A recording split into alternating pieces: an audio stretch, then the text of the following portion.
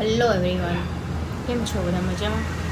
સો again આગળના વિડીયોમાં મેં ઘણી તમને બધી તકલીફો બીમારી વિશે જાણકારી આપેલી છે. આજે આપણે એક નવા ટૉપિક પર વાત કરીશું. ધધર, રિંગવોર્મ જેને કહેવાય. એમાં બહુ જ ખજવાળ આવતી હોય છે, લાલ ઝીણા દાણા જેવી થતી હોય છે, ગોળ રિંગ બનતી હોય છે. 3 જાતની ધધર થતી હોય છે, એક સફેદ, બ્લેક, એક કાળા કલરની અને એક લાલ કલરની. સફેદ, કાળા કલરની અને લાલ કલરની, આ 3 જાતની ધધર થતી હોય છે. જેમાં બિલ વધારે પડતી ખજવાળની તકલીફ અને કમ્પ્લેન આવતી હોય છે પેશન્ટોની. અને એના અડકવાથી બીજાને બી આ થતી હોય છે, સંપર્કમાં આવવાથી, ખજવાળેલા હાથ કોઈ બીજાને લગાડવાથી. તો તમારે શું સાવચેતી આપવી અને દવા શું લેવી એની હું તમને આજે માહિતી આપીશ. તો ફર્સ્ટ ઓફ ઓલ તમારે ધધર જ્યારે થતી હોય છે ત્યારે ખાટી વસ્તુ પ્લસ ગરમી પેદા કરે એવી વસ્તુ ને ખટાશવાળી વસ્તુ, આ વસ્તુઓથી દૂર રહેવાનું હોય છે. બરાબર છે? તો અને તમારે ખજવાળેલો હાથ બીજા કોઈ વ્યક્તિને લાગે ને એનું ધ્યાન આપવાનું. ડેટોલથી હાથ ધોવાના અને તમારે કપડાં બી ડેટોલના લિક્વિડમાં જ ધોવાના. બરાબર છે? તો મેડિસિનમાં તમે કઈ મેડિસિન ધધર માટે લેવાની હોય, ઇન્ટ્રાકોનેઝોલ 100 mgની બી આવતી હોય છે અને 200 mgની બી આવતી હોય છે.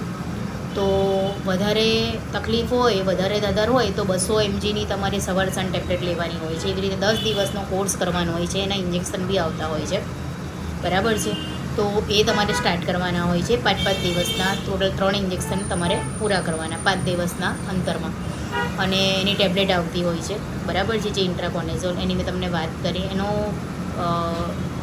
ટેલ્કમ પાવડર એટલે કે છાંટવા માટે જો ગરમી હોય તો ત્યારે તમે પાવડર બી છાંટી શકો છો. એનો એક સોપ બી આવતા હોય છે ઇન્ટ્રાકોનેઝોલ, એ સાબુથી તમે નાહી શકો છો.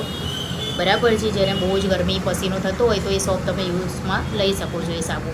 અને ટેબ્લેટનો તમારે કોર્સ કરવાનો હોય છે કન્ટિન્યુ. એ દરમિયાન તમારે ખાવા પીવામાં ઘણું ધ્યાન આપવાનું હોય છે. બહારનો કોઈ જ ખોરાક તમે નથી લઈ શકતા એ દરમિયાન. બરાબર છે? તો બીજી ઘણી એવી માહિતી છે જે તમે પૂછી શકો છો મને કમેન્ટમાં, અને બીજી કોઈ બી બીમારી વિશે બી તમે પૂછી શકો છો. અને ના જાણકારી તમે કોઈ બી ડૉક્ટરને બી પૂછી શકો છો. ઠીક છે?